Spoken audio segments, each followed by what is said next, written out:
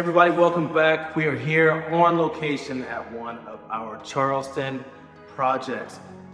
Beautiful makeover, beautiful renovation, and this has just been an amazing project. So we're gonna take it over to Nicole, and she's gonna walk you through the process of this whole project. Let's go. All right, we're here today. This is one of, I keep saying this, one of my favorite renovations that we've done. And I think it's because I really got to put more artistic spin on this property because of the level of renovation that we're doing. Sometimes when we're flipping some of the lower end starter homes, we don't get to add some of the fun, more expensive details in that we do in a place like this. So this has been such a fun project. The transformation on this place is crazy. Like, I can't even fully remember what it looked like when we first walked in, but it is night and day what this house looked like. I mean, it's beautiful. So what was so fun about this is we came in and I really wanted to have a light and an airy design, but also tie in some of the, like this mantle right here, this natural brick. A lot of times we whitewash it, and so we actually decided to keep some of the darkness in. So we thread that in, you can see into the stain, into the paint color here. So that was also really fun to tie in certain elements instead of just whitewashing it and making it look like every other place. I thought that was a lot of fun. So here's the kitchen. This before will absolutely blow your mind. We had this tiny little kitchen, walk in here, this is not open, and it was super awkward, really dark. I mean, I think it ended here or something like that. And then we had this weird dining space. I don't know. I'm pretty sure we have video of it, but there's a chandelier right here with babies hanging from it, like actual baby dolls. It was the strangest thing. But this space is completely opened up now. So we opened up over here. We opened up here into this beautiful living room, and all the natural light just started to flow into the space. And I love, love, love natural light. I think it does so much for a house. I think this turned out absolutely stunning. So we've got this gorgeous valley kitchen, and we really wanted to go with some high-end features here. So we added a wine fridge. We did the drawer microwave, and we actually went with Thor brand here, which is top-tier appliance that people look for. I would have loved to have gas in here, but it just didn't work out for this project. So we got this gorgeous electric range. And then just some of the little other details. There's a pull-out trash can here just to add into it. I think one thing I would have done a little bit differently is I definitely would have added that water pot filler here, but it just got lost in the mix. So I love the way it turned out, so bright and open, and then you have that contrast with some of the dark wood. It just feels so luxurious in here. And then this living room, before there was this huge bush covering the window. It was super dark in here. We weren't getting any of that lighting in, and the flow of the house just felt very cramped. So now we've opened it up to this gorgeous semi-open floor plan. We've added these gorgeous faux beams. They are stunning. So just added a little bit more texture to the room, a little bit more of a visual interest, and also just design to the space. It really makes this room go grand, I think. I actually debated between doing a chandelier and a ceiling fan. I loved the look of the chandelier, but I also wanted to give comfort with the fan. A lot of people like fans. We're in the Carolinas, so I decided to put a fan.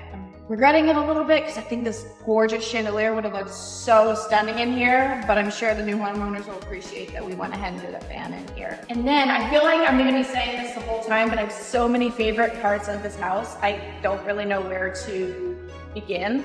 So obviously loving the kitchen, but come check this out. This is so cute, and I feel like this is amazing for a starter family. So this is a frog over the garage. It's such a great space. If somebody moves in here, maybe they don't have kids, it'd be a great study or maybe a guest room. But I think this is like the perfect playroom. Check this out. Check out this cute little reading nook. We have these beautiful gold sconces. And we're gonna stage this up to be this cute space where you can just hang out, read a book, the kids can play over here. I mean, you can make this room into anything you want. But I just think it's so much fun. I'm in love with this little nook.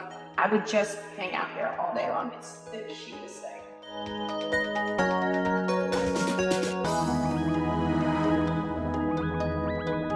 So usually what happens in my brain with projects is I come in and I'm looking around and all of a sudden there's one little element where I envision it in this space, and that kind of kicks off the beginning of the whole design. And so for this place specifically, I really wanted to do a black and white tile. I thought it would be really cool against all the neutral colors. And in the foyer, I thought it would have been a great top, but this bathroom, we decided to do it in this bathroom specifically because you can actually see it when you walk in the door. So it creates this really, the second you walk in the door, you still get this beautiful design element. And this flooring is absolutely stunning. So it's black and white. It's got a little bit of brown in it as well. So it just ties everything together. And I really just think it's such a showpiece in here. Then we did the nice wood vanity just like to complement everything. We're missing the mirror right now. I love the mirror that we chose for this as well. It's like an arched mirror.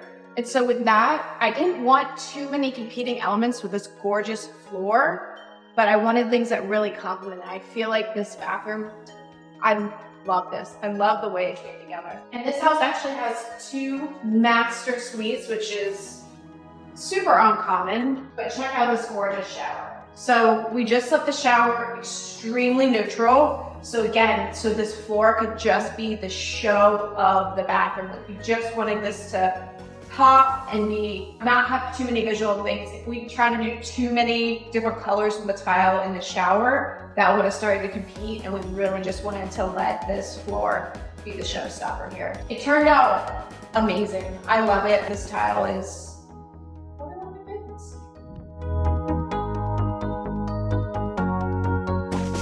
So another really great feature of this house, and this was already built into the layout, we didn't do anything to it, but there's 2 bathrooms with a Jack and Jill, and I absolutely love this. I think that this bathroom is perfect, again, for people with kids. Maybe you don't, maybe just have some guests or something, but I just really envision this for a family with kids and them being able to have a room in this bathroom. And we wanted to keep tying in some of the darker elements and natural into the entire house. So kept the shower pretty neutral and just let certain things shine. So this is a beautiful artistic piece that has little threaded gold in it. And then we just kept the shower very, very neutral from there. So that could just be a feature that really stood out in the shower without too many things going against it or again, competing with it. And we did this super beautiful hexagon flooring with still tying in the elements of the house. So they've got these like dark colors mixed with light, and I think it just adds this more luxurious feel to the bathroom. Now we're still putting up mirrors. We've got cute round mirrors. We're gonna actually change this hardware out to gold, so every fixture in the bathroom matches. But this is such a cute little luxurious bathroom for the kiddos. Love it. So sometimes when I'm looking for tile, I come across something and I'm like, it's so gorgeous, but I can't justify using it in a project. And this one I definitely could.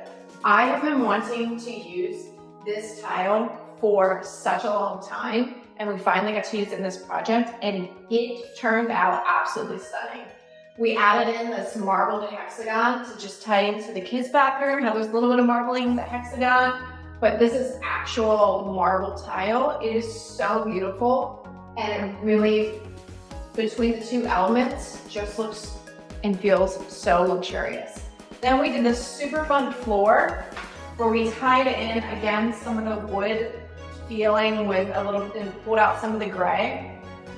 And then did a really fun vanity. We have a mirror coming, but this bathroom, again, like just, I love all the different pieces in this bathroom, all the different design elements where you walk in and it's cohesive and it's absolutely stunning, but it's fun. So you come in, it's not just some bland one tile design. It's got this gorgeous vanity that's fun. You have this floor that's an interesting design element, and everything just honestly feels so luxurious, and I love it. I think this is a stunning master bathroom. Look how big this shower is. Wait.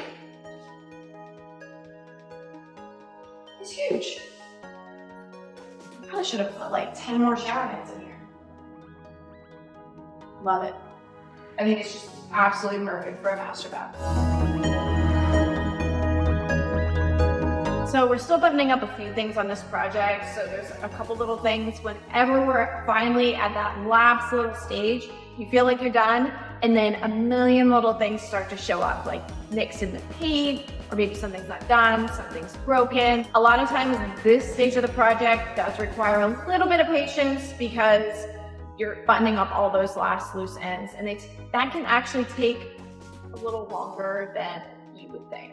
So we're here buttoning up these last things. Mirrors are going to be going in, these last details, and the stagers are actually going to be coming in on Monday, which is tomorrow. So that is also going to transform this space. So that's a wrap up for today. This is where we're at. The design of this project was so much fun, and we can't wait to show you more designs like this.